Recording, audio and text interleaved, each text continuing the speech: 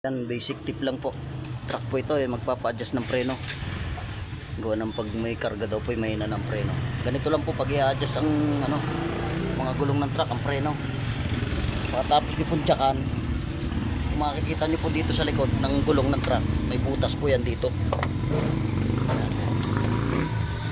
Yan po yung adjuster hole nya.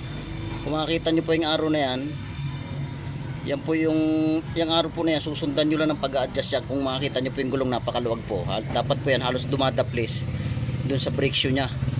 Ibig sabihin malayo na po talaga ang preno nyan pag ganyang kalubay na. Ang pag-a-adjust po nito, susundan nyo lang po yung araw. Kung makikita nyo po yan, may a-adjust ko po, papakita ko po sa inyo. Kita nyo po, malubay po yan ha.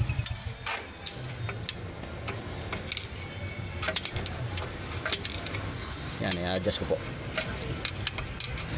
Papunta po doon sa direksyon ng araw ang pag-a-adjust. Yun po yung palapit ang brake shoe sa brake drum. Ay, konti pa po.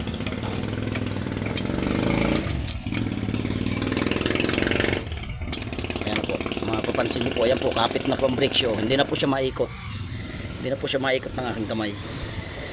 Ganito po ang pag-a-adjust. Pakakapitin niyo po muna, saka niyo po ibabalik ng halos daplis lang po siya sa brake shoe. Babalik niyo po siya para matansyan nyo po ang layo ng brake shoe sa brake drum.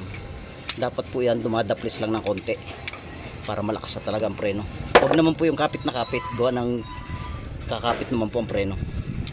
Dapat ramdam nyo lang po na dumadaplis po yung brake shoe sa brake drum nya. Magkabila po yan, dalawang butas po yan dito, tsaka sa kabila po may butas din yan. Ganun din po, arrow din po ang susundan nyo kung i-adjust nyo yung preno. Padidikitin nyo yung brake shoe sa brake drum. Para balance po, bibilangin nyo kung ilang ipin ang adjust. Kung tatlo, after nyang kumapit, sa kabila, ganun din po tatlo. Para balance po ang kain ng brake shoe.